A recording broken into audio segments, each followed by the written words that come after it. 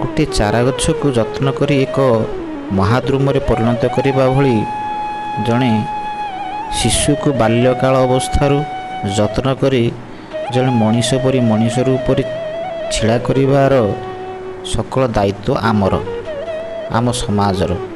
ଶିଶୁ ଆଜି ଅବହେଳାରୁ ବାଲ୍ୟ ଅବସ୍ଥାରୁ କୁପଥଗାମୀ ଓ କୀଟଦ୍ରଷ୍ଟ।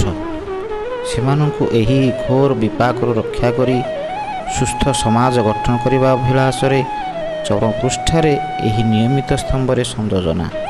କେବଳ କୋମଳ ଭାଷାରେ ଅନ୍ଧ ସାରଶୂନ୍ୟ ଗଳ୍ପଟିଏ ପ୍ରକାଶ କରିଦେଲେ ଦାୟିତ୍ୱ ସମ୍ପାଦକ ହୁଏ ନାହିଁ। ଏଥିପାଇଁ ବହୁ ଦିଗରୁ ଶିଶୁକୁ ମୁକ୍ତ ଚିନ୍ତା ପାଇଁ ଖୋରାକ ଯୋଗାଇବା ଆବଶ୍ୟକ। ସୁସ୍ଥ ଚିନ୍ତା ନିମନ୍ତେ ଏଥର ଆସନ୍ତୁ ପଢ଼ିବା ଧର୍ମ ବିଶ୍ୱାସ ଭାବ ସମ୍ବଳିତ ଗଳ୍ପଟିଏ। ଗଳ୍ପର ନାଁ କେବଳ ବିଶ୍ୱାସ।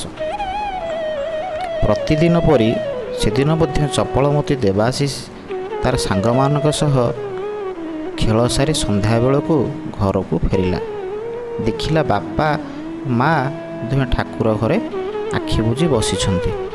କିଛି ବୁଝିପାରିଲା ନାହିଁ, କିନ୍ତୁ ତାର ଅଭ୍ୟାସ ଅନୁସାରେ ଧାଇଁ ଯାଇ ମାଆଙ୍କ କୋଳରେ ବସିଗଲା। ମା ଆଖି ଖୋଲିଲେ, ଧୀରେ ଆଉଁସି ଦେଇ କହିଲେ, ଧନରେ ଯା ତୁ ବାହାରେ ଅପେକ୍ଷା କର, ମୁଁ ଠାକୁରଙ୍କୁ ପ୍ରଣାମ କରି ସଙ୍ଗେ ସଙ୍ଗେ ଯାଉଛି। ହେଲେ ତାର ମନରେ ସନ୍ଦେହ ଆସିଲା, ବାପା ଓ ମା କାହିଁକି ଆଖି ବୁଜି ବସିଛନ୍ତି ଓ କ'ଣ କରୁଛନ୍ତି।